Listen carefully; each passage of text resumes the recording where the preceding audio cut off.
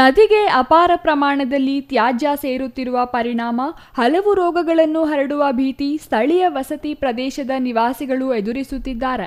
ಇರುವ ಏಕೈಕ ನದಿ ಎನಿಸಿಕೊಂಡಿರುವ ಚಿತ್ರಾವತಿಯನ್ನು ಬರನಾಡಿನ ಜನತೆ ಸಮರ್ಪಕವಾಗಿ ರಕ್ಷಿಸಿಕೊಳ್ಳುತ್ತಿಲ್ಲ.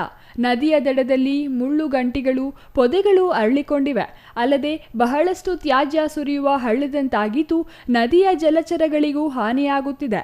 ಈ ಬಗ್ಗೆ ಪುರಸಭೆ ಕ್ರಮ ಕೈಗೊಂಡು ಪಟ್ಟಣ ವ್ಯಾಪ್ತಿಯ ನದಿ ದಡ ಪ್ರದೇಶದಲ್ಲಿ ಉತ್ತಮ ಉದ್ಯಾನ ಹಾಗೂ ವಾಯು ವಿಹಾರಗಳಿಗೆ ಅನುಕೂಲವಾಗುವಂತೆ ಸುಂದರಗೊಳಿಸಬೇಕಿದೆ.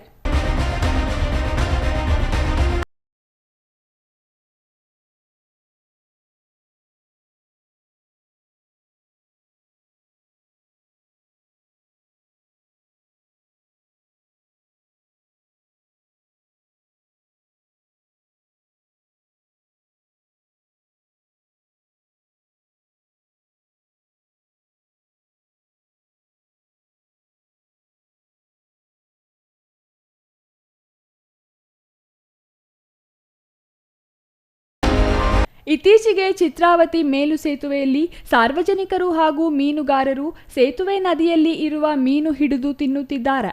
ಸಾರ್ವಜನಿಕರು ಈ ಸೇತುವೆ ತುಂಬ ತ್ಯಾಜ್ಯ ಪದಾರ್ಥಗಳನ್ನು ಸುರಿಸಿದ್ದು ಈ ತ್ಯಾಜ್ಯ ಪದಾರ್ಥಗಳನ್ನು ಮೀನುಗಳು ತಿಂದು ಜೀವಿಸುತ್ತವೆ. ಜನರು ಮೀನು ಹಿಡಿದು ತಿನ್ನುತ್ತಿದ್ದು ಇದರಿಂದ ಸಾರ್ವಜನಿಕರಿಗೆ ಸಾಂಕ್ರಾಮಿಕ ರೋಗ ಹರಡುವ ಪರಿಸ್ಥಿತಿ ಎದುರಾಗಿದೆ. ಇದರಿಂದ ಸಾರ್ವಜನಿಕರು ಎಚ್ಚೆತ್ತುಕೊಳ್ಳಬೇಕಿದೆ.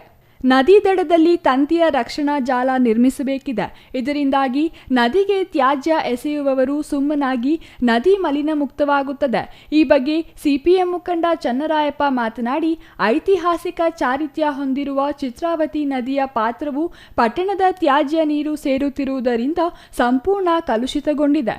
ಜೊತೆಗೆ ಇದೇ ನದಿಯಲ್ಲಿ ಬಡ ಬಗ್ಗರು ಮೀನು ಹಿಡಿಯುತ್ತಿದ್ದು ಅವನ್ನು ಸೇವಿಸುತ್ತಿರುವುದರಿಂದಾಗಿ ರೋಗ ರುಜಿನಗಳಿಗೆ ತುತ್ತಾಗುತ್ತಿದ್ದಾರೆ. ಆದರೆ ಈ ಬಗ್ಗೆ ಸಂಬಂಧಪಟ್ಟ ಪುರಸಭೆ ಅಧಿಕಾರಿಗಳಾಗಲಿ ಅಥವಾ ಜನಪ್ರತಿನಿಧಿಗಳಾಗಲಿ ನದಿ ಪಾತ್ರವನ್ನು ಸ್ವಚ್ಛಗೊಳಿಸುವ ಗೋಜಿಗೆ ಹೋಗುತ್ತಿಲ್ಲ. ಜೊತೆಗೆ ತ್ಯಾಜ್ಯ ನದಿಗೆ ಬಿಡುತ್ತಿರುವುದನ್ನು ತಡೆಯುವಂತಹ ಯಾವೊಂದು ಮುನ್ನೆಚ್ಚರಿಕೆ ಕ್ರಮಗಳನ್ನು ಕೈಗೊಳ್ಳುತ್ತಿಲ್ಲ ಎಂದು ಆಕ್ರೋಶ ಹೊರಹಾಕಿದರು. Ganesh R, CTV news, Bagepalli.